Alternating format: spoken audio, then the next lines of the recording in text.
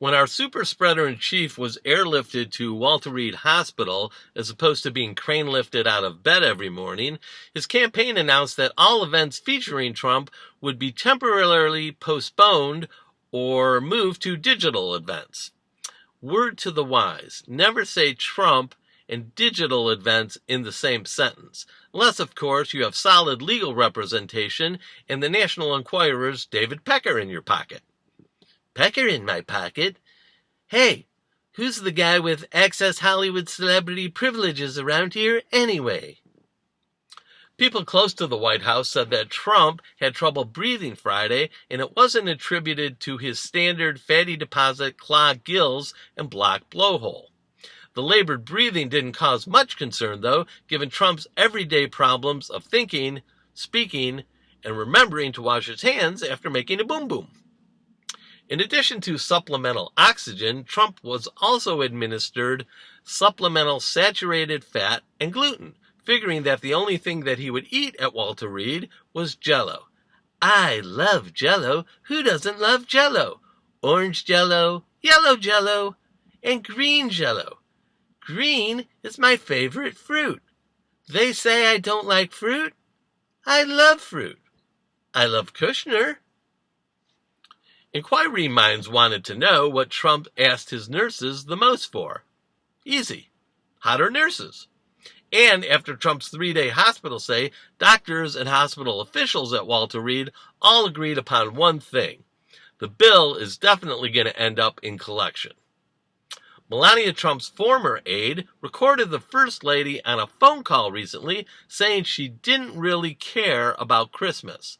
Look for Melania's holiday album to drop soon, featuring BeBesting in a Winter Wonderland.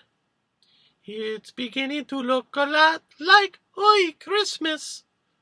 I'm dreaming of a white supremacist Christmas. And kids in cages by an open fire. Look down my nose, couldn't give jack shit. After dozens of Republicans contracted COVID at Amy Coney Barrett's Rose Garden party, a spokesman for the late Herman Cain said that Cain had no comment, was unavailable for comment due to a gag order, and was pleading the fifth, but taking it all 6 feet under consideration.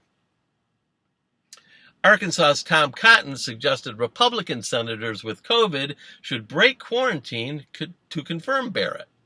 Tom Cotton would suggest that the GOP senators break quarantine to re-implement slavery as an economic stimulus for former Confederate states. Cotton, go figure. Many wanted to know, with his COVID cocktail of dexamethasone causing delirium and hallucinations, what happens if Trump is unavailable to govern? Since when was he able to govern in the first place? That's like asking, what happens if Trump's no longer to play the cello like Yo-Yo Ma? Or what if he's no longer able to keep an honest golf score? Or what if he's unable to recognize Tiffany, Barron, and anything owing lineage to vegetable genus? Regarding those hallucinations and the drugs, Trump semi-lucidly pondered, excuse me, but why is there a penis growing on my cheek? And it's not even Mike Pence's. Pence's penis. Trump then berated Biden in various tweets before announcing, I voted today early. I early voted today. And often. Looks like 4 more years of rice pudding.